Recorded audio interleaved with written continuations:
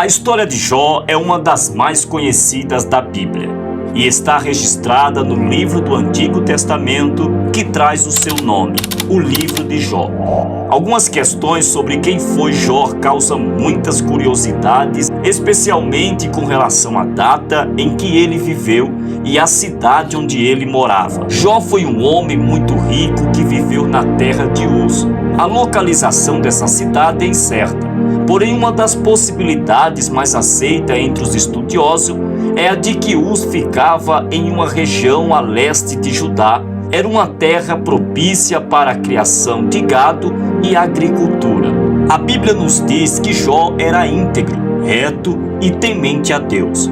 A prova da fidelidade de Jó pode ser vista na afirmação de que ele desviava-se do mal. O próprio Deus testemunhou que Jó era o homem mais piedoso e correto que viveu na terra em sua geração. Jó inicialmente tinha 7 filhos e 3 filhas, porém no total ele foi pai de 20 filhos, pois os primeiros 10 filhos morreram durante o período de intenso sofrimento a qual ele foi submetido, mas depois Deus lhe concedeu que fosse pai de outros 10 filhos. Jó era casado. Apesar da Bíblia não revelar o nome de sua esposa, segundo o texto bíblico, a família de Jó provavelmente era bastante unida, pois seus filhos visitavam uns aos outros em suas casas e faziam banquetes onde se confraternizavam. Jó era um pai que se preocupava com o bem-estar dos seus filhos e continuamente buscava e orava a Deus de madrugada, consagrando seus filhos ao Senhor e oferecendo sacrifício em nome deles. Jó era um homem muito rico. Ele possuía grande riqueza e desfrutava de alta posição social. A Bíblia nos diz que Jó era proprietário de 7.000 ovelhas, 3.000 camelos, 500 juntas de boi e 500 jumentas. Uma quantidade tão grande de gado na época em que Jó viveu certamente representava um imponente patrimônio. Para cuidar de tantas propriedades, Jó contava com um número muito grande de servos a seu serviço, de modo que, somando tudo, Jó era o homem mais rico do Oriente. Segundo o texto bíblico, num certo dia houve uma reunião nas regiões celestiais e os filhos de Deus foram se apresentar perante o Senhor. No entanto, no meio deles também estava Satanás, que havia vindo de rodear a terra e passear por ela. Então Deus perguntou se Satanás havia observado Jó. Diante do testemunho dado por Deus da fidelidade de Jó, Satanás sugere que toda a sua integridade se devia ao fato de Jó ser abençoado por Deus e possuir tantos bens quanto desejava. Em outras palavras, Satanás estava acusando Jó de ser uma pessoa interesseira, de modo que sua fidelidade estava condicionada aos bens que Deus havia lhe concedido possuir e que, se caso tudo aquilo lhe fosse tirado, certamente Jó blasfemaria contra Deus. É nesse momento, então, que o Senhor permitiu que Satanás submetesse Jó a um teste, podendo tocar em tudo que possuía, exceto em sua vida. Com a permissão de Deus, Jó perdeu todos os seus gados, os seus servos foram mortos a fio de espada. Por se não bastasse tudo isso, seus filhos, que estavam todos reunidos na casa do seu primogênito, morreram, quando um grande vento soprou sobre a casa em que estavam. A casa caiu sobre eles. Diante de tanto sofrimento, Jó rasgou as suas vestes, raspou a sua cabeça, lançou-se sobre a terra e adorou. É nessa hora que ele diz as conhecidas palavras: nu saí do ventre da minha mãe e nu voltarei. O Senhor o deu e o Senhor tomou. Bendito seja o nome do Senhor. Esse tal sofrimento veio também encarregado de uma grande doença, Mais uma vez, os filhos de Deus se apresentaram perante Deus e no meio deles estava Satanás. Novamente, o Senhor perguntou a eles sobre Jó, e dessa vez ele afirmou que Jó não havia blasfemado contra Deus, pois ainda desfrutava de saúde.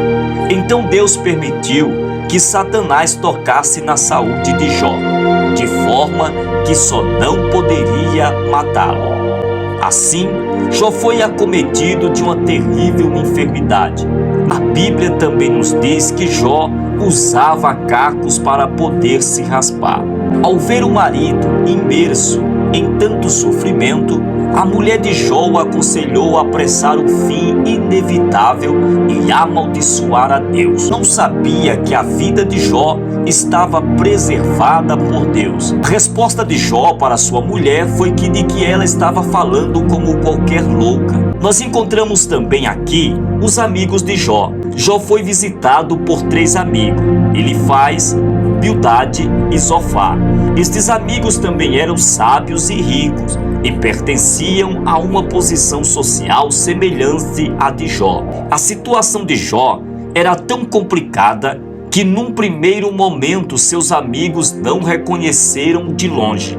Então eles se compadeceram e choraram, rasgaram cada um seu manto e lançaram pó sobre as suas cabeças.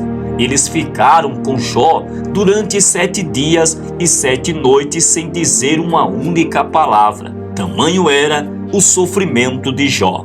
Depois que o silêncio foi rompido por Jó, iniciou-se uma longa e formal discussão entre ele e seus amigos.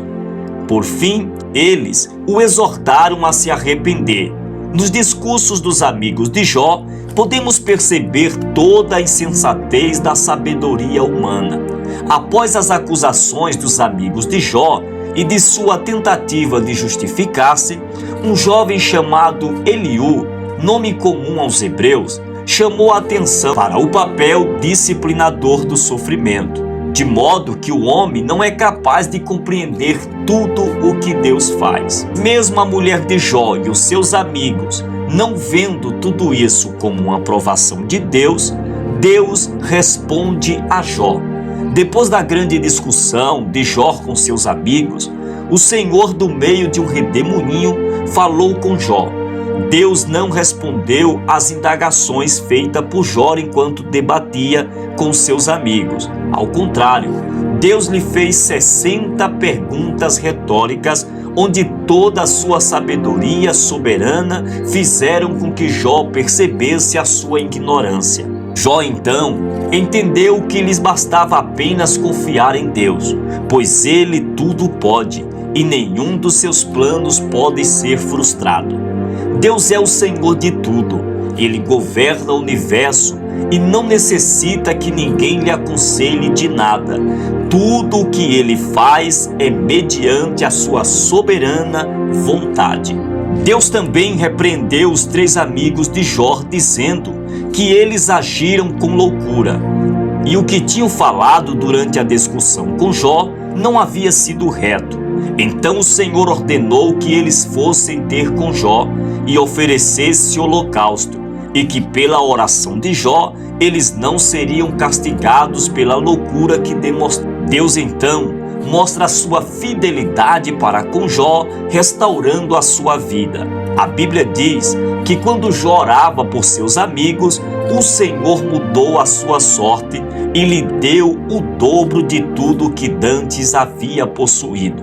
Assim Jó veio a ter 14.000 ovelhas, 6.000 camelos, 1.000 juntas de boi e 1.000 jumentas. Jó também teve outros 10 filhos, sendo 7 homens e 3 mulheres. As filhas de Jó se chamavam Gemima, Késia e Queriapuque, e foram as mais formosas mulheres em todo o Oriente. Depois de tudo o que ocorreu, Jó viveu 140 anos e viu até a sua 4ª geração. Jó morreu com uma idade muito avançada.